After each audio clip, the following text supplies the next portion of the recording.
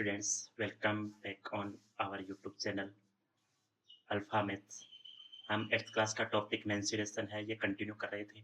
इसके बारे में हमने 2 वीडियो हमने ऑलरेडी बना लिए हैं, जिसमें हमने 2D शेप उनका एरिया कैसे कैलकुलेट करते हैं और उनके ऊपर बेस्ड क्वेश्चन भी किए थे। और आज हम डिस्कस करने जा रहे हैं पॉलीगन्स। जब मोर देन वन साइड वाला अगर कोई पॉलीगन हो तो उनका एरिया कैसे निकालते हो। जैसे 3 साइड है, जैसे पेंटागन है अपन को गिवन है, और भी जैसे डिफरेंट टाइप के अपन को पॉलीगन्स गिवन हो, डिफरेंट टाइप के 2D शेप को ऐड करके उनको एरिया अपन को कैलकुलेट करना हो तो वो कैसे कैलकुलेट करते हैं, वो इस वीडियो में हम डिस्कस करेंगे। तो चलिए शुरू करते हैं। अब है अपने पास पॉलीगन्स। ठीक है, पॉलीगन्स क्या होता है, जिसमें बहुत ज़्यादा साइड गिवन हो उसका पॉलीगन नाम दे दें। जैसे इसमें 5 साइड है तो इसको बोलते हैं पेंटागन। ओके, तो पेंटागन में ये जो पॉलीगन है जिसमें 6 भुजाएं हो, 7 भुजाएं हो, 5 भुजाएं हो, उसका एरिया कैसे कैलकुलेट करते हैं। तो इसके लिए हम क्या करते हैं, पहले भी मैंने बताया, इसको हम ट्राइंगल में कन्वर्ट कर देते हैं, है ना। और हर एक ट्राइंगल का एरिया हम ऐड कर देते हैं तो पॉलीगन का एरिया आ जाता है। ठीक है, जैसे ये ट्राइंगल, एक ट्राइंगल मैंने ये बना लिया, ठीक है, दूसरा ट्राइंगल ये बना लिया मैंने, तीसरा ट्राइंगल ये बना दिया, चौथा ये बना दिया। तो सभी जो ट्राइंगल है उनको एरिया को ऐड करके हम पॉलीगन का एरिया निकाल सकते हैं। इसकी जैसे इसकी ये बेस है, ये जैसे ए दे रखा है, इसकी हाइट कुछ ये हाइट ये वाली सेम रहेगी सभी में, है ना, सभी में सेम रहेगी। जैसे ये हाइट एक्स है तो 1/2 ए इंटू एक्स, है ना। ये तो एक एरिया का, एक ट्राइंगल का एरिया आ गया। उसको जब इन सभी एरिया को हम ऐड करेंगे, जैसे ये 5 ट्राइंगल है तो उसको 5 से मल्टीप्लाई करोगे तो पूरे पॉलीगन का एरिया अपने पास आ जाएगा। तो पॉलीगन को ट्राइंगल में डिवाइड करके उनके हर एक का एरिया कैलकुलेट करके उसको ऐड करके पॉलीगन का एरिया निकाला जा सकता है। ओके, नेक्स्ट क्वेश्चन है अपने पास, ये देखो, ये भी पॉलीगन ही है, इसमें 5 साइड है। तो इसको कैसे हम कन्वर्ट करें। ये जो ट्राइंगल दे रखा है ई एफ ए, इसका टोटल ए, इसको फर्स्ट पार्ट मानो, इसको सेकंड पार्ट मानो, इसको थर्ड पार्ट और इसको फोर्थ पार्ट। ठीक है, इन चारों पार्ट को के एरिया को अपन ऐड करके निकाल सकते हैं। तो पहला पार्ट है इस ट्राइंगल का, है ना। तो मैं डायरेक्ट लिख रहा हूँ, मैं लैंग्वेज नहीं लिख रहा हूँ, आपको समझाने पर ध्यान दे रहा हूँ मैं। तो इसका एरिया, फर्स्ट पार्ट है, ये एरिया है ना ई एफ ए, इसका एरिया हम निकाल सकते हैं। वो क्या आता है, 1/2 बेस इंटू हाइट। तो 1/2 बेस, ये टोटल बेस कितना हो जाएगा, एफ ए 50 प्लस 40 प्लस 40, तो ये 130 हो गया क्या। तो बेस तो 130 हुआ और इसकी हाइट कितनी होगी, 45। इसको जब आप ऐड करोगे, कैंसिल आउट,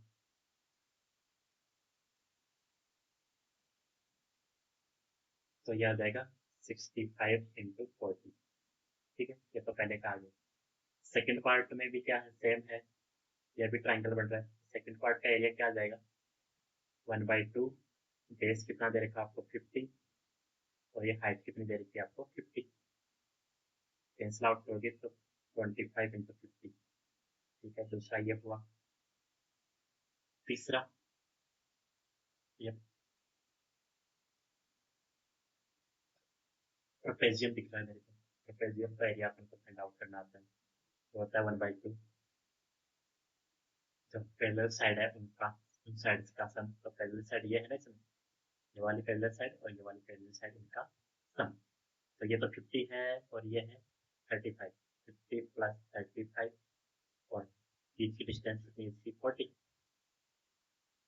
40 से कैंसिल आउट ऑफ करोगे, ये 20। ये 85 इंटू 30 हो गया क्या। तो तीसरा पार्ट भी आ गया अपने पास। नेक्स्ट है अपने पास फोर्थ पार्ट, ये भी एरिया है, फोर्थ पार्ट का एरिया 1/2 बेस है अपने पास 40, और इसकी हाइट कितनी है, 35। ओके, कैंसिल आउट किया, ये 20 हुआ। इसको जब 20 को, ये तो हो गया 700। ठीक है, इनको ऐड कर दो, 65 into 45 plus 25 into 50 plus 85 into 30 plus 700। तो जब ऐड करोगे, आप ऐड करके देखना, इसमें ए ऑप्शन आएगा अपने पास। ठीक है, अब ये इतना सा काम आप सेम कर। ये जो फिगर है इसमें एक से ज़्यादा फिगर इंक्लूडेड है, तो सभी फिगर्स का एरिया कैलकुलेट करना है और ऐड करना है। तो जैसे ये है, इसको मैं फर्स्ट पार्ट मान देता हूँ, इसको मैंने सेकंड पार्ट माना और इसको थर्ड पार्ट माना। ठीक, जैसा पहला है वैसा ही थर्ड है, तो जितना एरिया एक का आएगा उतना ही थर्ड पार्ट का आएगा। ठीक है, और ये मेरे को पैरेललोग्राम दिख रहा है, पैरेललोग्राम का एरिया अपन को कैलकुलेट करना आता है, वो आता है साइड इंटू लेंथ, सॉरी ये हाइट। तो ये 6, तो ये 72 हुआ।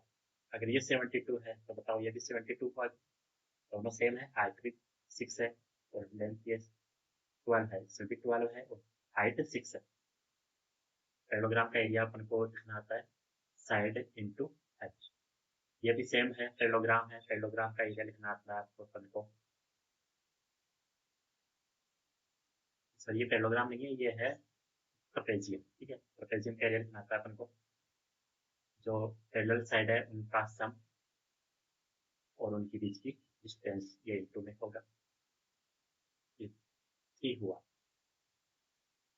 50 इंटू 3, तो ये आ गया 45। तो 72 72, तो ये हो गया 144, 144 प्लस 45,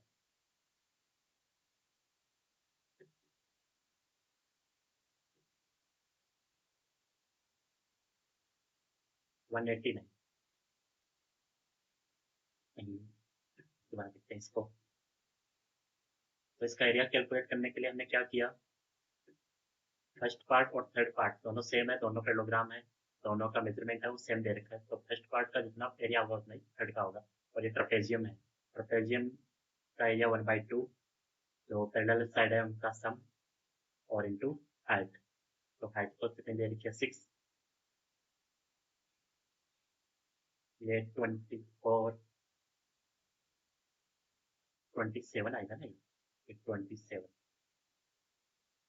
ये 81 आएगा इसका, है ना, और ये आएगा 72 72 144, ओके 144,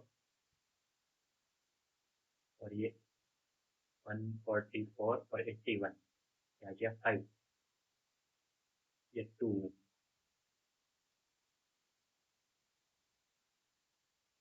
250, 225।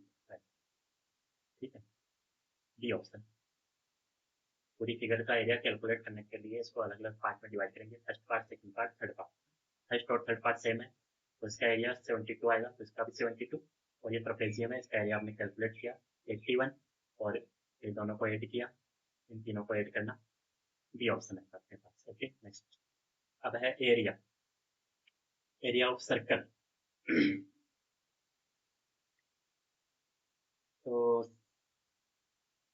सर्कल क्या होता है, जैसे जो भी गोल प्लेन आकृति होती है ना, गोल शेप, वो सर्कल में आती है। वैसे सर्कल की डेफिनेशन होती है, एक प्लेन में एक वेरिएबल पॉइंट का लोकस जो किसी फिक्स पॉइंट से हमेशा फिक्स डिस्टेंस पर मूव करता है। ठीक है, तो वेरिएबल पॉइंट तो ये है और फिक्स पॉइंट ये है ना, ये फिक्स पॉइंट है अपना। तो ये वेरिएबल पॉइंट है ना, ये इस प्रकार मूव करेगा कि इसकी फिक्स पॉइंट से हमेशा ये जो डिस्टेंस है ना ये फिक्स रहेगी हमेशा। ठीक है, आप एक काम करना, इससे यहाँ पर कोई आपने कील लगा ली है ना, तो कील से धागा बांध कर और अपने अंगुली से वो धागा लगा कर इसको आप इससे मूव कराओगे ना, तो इस पॉइंट का मूवमेंट, अपनी अंगुली का मूवमेंट इस प्रकार होगा कि इस पॉइंट से आपकी अंगुली का जो डिस्टेंस है ना हमेशा ये फिक्स रहेगा, ये डिस्टेंस फिक्स रहेगी। ठीक है, तो इस फिक्स पॉइंट को तो बोलते हैं सर्कल का सेंटर, और जो ये फिक्स डिस्टेंस है उसको बोलते हैं रेडियस। ठीक है, तो शुरू शुरू में क्या है, चीजें मतलब पूरी परफेक्ट राउंड नहीं बनती थी, पूरी गोल नहीं होती थी, तो उसके लिए उन्होंने क्या किया, एक स्टैंडर्ड डिफाइन किया। उन्होंने, बताने वाले ने ये बताया कि जो सर्कल की जो सर्कमफेरेंस है, परिधि, और जो डायगोनल है डायमीटर, उसका रेशियो है ना वो एक हमेशा फिक्स रहेगा, चाहे सर्कल चाहे बड़ा हो चाहे छोटा हो, सर्कमफेरेंस और डायमीटर का जो रेशियो है वो हमेशा फिक्स रहेगा, ठीक है। तो डायमीटर क्या होता है? सर्कल के दो पॉइंट को मिलाने वाली एक रेखा जो मतलब उसके सेंटर से पास हो, है ना? एक ऐसी लाइन जो सर्कल के किसी पॉइंट को आपस में ज्वाइन करती हो और वो लाइन है सेंटर से पास होनी चाहिए, ठीक है।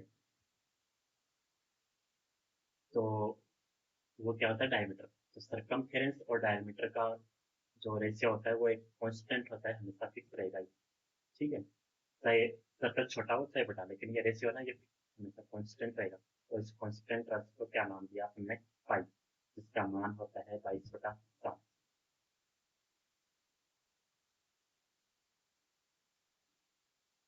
तो पॉइंट में 3.14 लिखते हैं ना। पाई का मान देखो 22/7 नहीं होता। पाई अपने आप में रहस्य है अभी तक। जब पाई का जो वैल्यू निकालते हैं ना, तो ये पॉइंट के बाद कभी ये टर्मिनेट नहीं होती। ये मतलब 3 ट्रिलियन अंक, पॉइंट के बाद 3 ट्रिलियन अंक तक ये सुपर कंप्यूटर की हेल्प से ये कैलकुलेट की जा चुकी है, लेकिन अभी तक ये टर्मिनेट होने का नाम नहीं ले रही। तो इसकी फिक्स वैल्यू नहीं होती है कि 22/7, क्योंकि पाई का जो वैल्यू होती है ना, पाई की जो वैल्यू होती है वो 22/7 के लगभग इक्वल होती है, ठीक है। तो इसका मान हम 22/7 लिख लेते हैं, वरना ये इक्वल नहीं है इसकी, ठीक है। तो पाई का मान 22/7 के लगभग बराबर है, तो इसको हम 22/7 हम लिख लेते हैं। जैसे मैंने सी मान ली, है ना, और डायमीटर को मैंने डी माना, और ये सरकमफ्रेंस और डायमीटर का जो रेशियो है उसको हम पाई बोल रहे हैं। जो डायमीटर है वो टोटल लेंथ इतनी है, अगर इसको मैं आर मानूँ तो डायमीटर 2r के इक्वल हुआ, है ना। तो डायमीटर को हम 2r लिख सकते हैं यहाँ पर, और ये इक्वल टू पाई है। तो सरकमफ्रेंस जो कैलकुलेट कर रहे थे ये 2πr हो गया। जैसे पाई का मान हमने 3.14 लिखा ना, तो जैसे हम डे सेलिब्रेट करते हैं ना, कभी गांधी जयंती से सेलिब्रेट करते हैं, कभी और कुछ कभी और कुछ, तो तो उसी प्रकार हम पाई डे भी सेलिब्रेट करते हैं। कब सेलिब्रेट करते हैं ये इसके मान में ही इंक्लूड है। तो जो मंथ है वो तो कौन सा है? थर्ड मंथ, है ना, मार्च। और उसके कौन सा मार्च? 14 मार्च, है ना। तो इसके मान में ही इसका डे, तो 14 मार्च को हम क्या सेलिब्रेट करते हैं? पाई डे, है ना। तो बड़ा इंटरेस्टिंग है ये, अभी तक इसकी बुद्धि है अभी सॉल्व नहीं हुई है। इसका जो पॉइंट के बाद जो वैल्यू है वो कभी टर्मिनेट नहीं हो रही है काफ़ी दिनों से। बहुत सारे सुपर कंप्यूटर्स की सहायता से भी उनकी भी हेल्प ले ली जा चुकी है, लेकिन ये कभी टर्मिनेट होने का नाम नहीं ले रहा। इसका एक रहस्य और ये भी है कि जिस दिन, चलो ये बाद में बात करेंगे। नेक्स्ट क्वेश्चन है अपना, सर्कल का एरिया अपन को गिवन है ना। सर्कल का एरिया 2πr² होता है, और ये परिधि होती है 2πr, ठीक है। तो एरिया अपन को गिवन है, और सर्कल का एरिया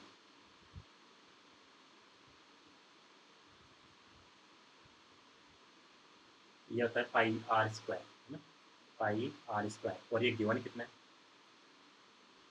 ठीक है, r², पाई की वैल्यू यहाँ पर जो 22/7, ठीक है। तो r² यहाँ से क्या आ जाएगा? 22 से गुणा हो रहा है, तो इधर आकर ये डिवाइड होगा, ये इधर इसका डिवाइड हो रहा है, तो इधर आकर ये क्या होगा? मल्टीप्लाई हो जाएगा, 7 आएगा। तो r² अपने पास कितना आ गया? 49। r की वैल्यू कितनी आ जाएगी इससे? डायमीटर पूछे तो 40। ओके, नेक्स्ट एरिया है। सर्कल्स का एरिया का हमको रेशियो दे रखे हैं 49 रेशियो 64। तो हमको सरकमफेरेंस का रेशियो अपन को बताना है, ठीक है। तो पहला सर्कल का जो एरिया है, पहला सर्कल मैंने C1 मान लिया, दूसरा सर्कल C2 मान लिया, ठीक है। उनका एरिया का रेशियो अपन को गिवन है कितना? Area of circle C1 divide by area of circle C2। वो अपन को कितना है, गिवन है, ठीक है, इतना गिवन। तो पहले सर्कल है उसकी रेडियस में R1 मान लो, दूसरे रेडियस R2 मान लो। तो पहला सर्कल है उसके रेडियस आप लिखा सकते हो 2 पाई R1 ratio area of circle C2, इसका एरिया क्या हो जाएगा, सॉरी एरिया लिख रहे हैं ना, तो एरिया लिख रहे हैं तो पाई R स्क्वायर होता है, पाई R1 स्क्वायर। तो R2 के लिए C2 सर्कल के लिए रेडियस R2 दिया तो पाई R स्क्वायर है। और ये गिवन कितना है 49, पाई से पाई कैंसिल आउट हो गया क्या, तो ये R1 का स्क्वायर बटा R2 का स्क्वायर, ये 49 बटा 64, दोनों तरफ अंडर रूट लिया तो अंडर रूट से स्क्वायर कैंसिल आउट हो जाएगा, ये R1 का स्क्वायर, सॉरी R1 बटा R2, ये कितना हो जाएगा, इधर भी अंडर रूट लोगे तो 49 का अंडर रूट 7 और ये 8। सरकमफेरेंस का रेशियो बताना है, तो सरकमफेरेंस क्या हो जाएगा 2 पाई R1, तो सेम यही आएगा 2 पाई R1 और 2 पाई R2, और 2 पाई से 2 पाई भी कैंसिल आउट आ जाएगी, जो रेशियो रेडियस का रहेगा वही सरकमफेरेंस का रहेगा, ठीक है। नेक्स्ट क्वेश्चन है अपने पास, a circle of maximum possible size is cut from a square, है ना। तो एक स्क्वायर के एरिया से एक मैक्सिमम साइज का हम एरिया वो सर्कल है ना वो कट कर रहे हैं, ए स्क्वायर ऑफ और इसी सर्कल से हम मैक्सिमम साइज का वो सर्कल स्क्वायर हम कट कर रहे हैं, तो what will be the area of final square, जो अंदर जो स्क्वायर बन रहा है उसका एरिया क्या होगा। तो हमें जो बड़े वाला जो आउटर वाला स्क्वायर है उसका मैंने रेडियस मैंने अज्यूम कर दिया, ओके। तो यहाँ पर से उसका सेंटर होगा इस सर्कल का, तो बताओ मैंने इसको 2a मान लिया, ठीक है। तो बताओ ये वाला डिस्टेंस है, ये वाली रेडियस ये a हो गई क्या, भाई यहाँ से लेकर यहाँ तक ये डिस्टेंस टोटल ab है, 2a के इक्वल है ना, 2a के इक्वल, तो रेडियस आधी होगी ना, डायमीटर 2a है तो रेडियस a होगी, ठीक है। ये रेडियस a है तो ये भी तो रेडियस ही है ना सर्कल, ये भी a होगी, ये रेडियस है तो ये भी रेडियस ही है, इसको मैं ओ नाम दे दूँ, इसको p और इसको q, ठीक है। तो P O equal to P Q, sorry P O equal to O Q, है ना, ये सेम रहेगी। अब देखो ये आपको पास ट्राइंगल दिख रहा है ओ पी क्यू, ये रेडियस अपने पास ए है और ये भी ए है, तो दोनों ए है, यहाँ से पाइथागोरस थ्योरम का यूज़ करते हैं, पी को निकाल सकते हो आप आसानी से, वो होता है ये जैसे आपका 90 डिग्री बन रहा है, ये हाइपोटेन्यूज से ही, तो ये होता है अंडर रूट ए स्क्वायर प्लस ए स्क्वायर, ये भी ए है ये भी है, तो बेस स्क्वायर प्लस परपेंडिकुलर का स्क्वायर का अंडर रूट, तो ये 2 रूट ए हो गया, 2 रूट ए हो गया पी क्यू, अंदर वाला जो स्क्वायर था उसकी जो लेंथ था पी क्यू वो कितनी आ गई 2 रूट ए आ गई, ठीक है। तो इसका एरिया कैलकुलेट करो, एरिया क्या हो जाएगा इसका स्क्वायर, पी क्यू जो लेंथ वाला जो स्क्वायर है उसका एरिया क्या हो जाएगा साइड का स्क्वायर, साइड कितनी है 2 ए स्क्वायर है ना, इसका स्क्वायर 2 और इसका स्क्वायर ए स्क्वायर, और जो बड़े वाला जो स्क्वायर है उसका एरिया कितना आ जाएगा 4 ए स्क्वायर, इसका स्क्वायर करोगे ना 4 ए स्क्वायर, तो कितना गुना है इसका, तो छोटे वाला है इसका आधा है ना, आधा, what will be the area of the final square, जो अंदर वाला स्क्वायर है उसका एरिया क्या होगा, इसका बड़े वाला का तो 4 ए इसका 2 ए स्क्वायर है तो आधा होगी। तो नेक्स्ट क्वेश्चन गिवन है अपन का, ये फिगर है इसका अपन को एरिया कैलकुलेट करना है और पेरीमीटर हमको कैलकुलेट करनी है, ठीक है। तो इसको देख फर्स्ट पार्ट ये है इसका, सेकंड पार्ट इस ट्रायंगल को मान लिया, थर्ड पार्ट ये है, तो फर्स्ट और थर्ड तो इसका एरिया तो सेम आएगा, क्यों दोनों पैरेललोग्राम है और दोनों का ये हाइट और ये साइड भी सेम है, तो पैरेललोग्राम का एरिया कैसे निकालते हैं, हाइट इंटू ये लेंथ, ठीक है, इनको आप मल्टीप्लाई करोगे 168 आएगा, इसको मल्टीप्लाई करोगे 168 आएगा, ये कैलकुलेट कर लिया, इनको ऐड करोगे, और ये रेक्टेंगल का एरिया ट्राइंगल का एरिया ये 1/2, ये जैसे ये 16 है ना, ये साइड हाइट इसकी 16 है और ये 12 है, जैसे ये 12 है तो ये भी 12 होगी, तो टोटल हाइट कितनी आ जाएगी, 12 + 16 आ जाएगी 28, और इसकी साइड कितनी दे रखी है ट्राइंगल की, 20, है ना, ये 14 आएगा ये, है ना, तो 280 आ जाएगा इसका।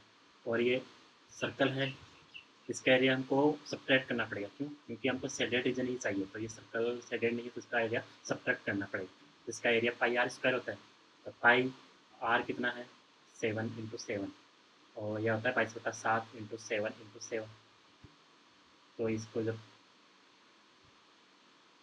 154 आएगा, है ना, जब इसमें से आप ये सब्ट्रैक्ट करोगे, कैसे करोगे, ये 168 + 168 प्लस का 280 और माइनस का, इसमें जो जब आप सब्ट्रैक्ट करोगे तो 8 और 6 14 हो गया, ये आप ऐड करोगे ना तो एरिया 294 आएगा, ये करके देखना है। और इसके लिए क्या करते हैं हम, पेरीमीटर के लिए सभी लेंथ को हम क्या करते हैं, चारों ओर की लेंथ को ऐड करते हैं, तो ये 18 है, ये भी 18 है ना, दोनों सेम है, 18 + 18, ये 12 है, सॉरी 14 है, तो ये भी 14 14 + 14, ये पेरीमीटर बता रहा हूँ, ये 16, ये 14 और ये भी 14 + 14 और ये 16, ठीक है, और ये 20, इनको जब ऐड करोगे ना 18 + 18 है ना पेरीमीटर, ये 14 + 14 ये 16, 14 + 14 16, और ये साइड 20, इनको जब ऐड करोगे तो 122 आए, ठीक है। आज के वीडियो में इतना ही काफ़ी है, नेक्स्ट वीडियो हम जो सॉलिड शेप है उसके ऊपर बेस्ड करेंगे। Okay, thank you.